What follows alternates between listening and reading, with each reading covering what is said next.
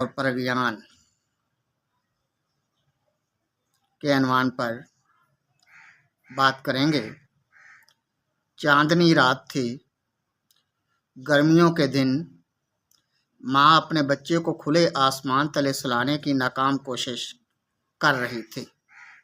फिर यूं हुआ, माँ ने अपनी उंगली से आसमान पर मौजूद जगमग करते चांद की तरफ इशारा किया और सुरीली आवाज से तरन्नुम से गाना शुरू किया।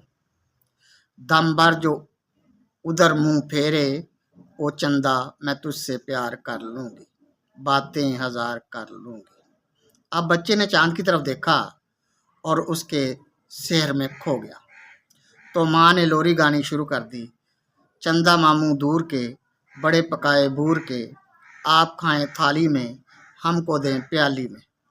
प्याली गई टूट, चंदा मामू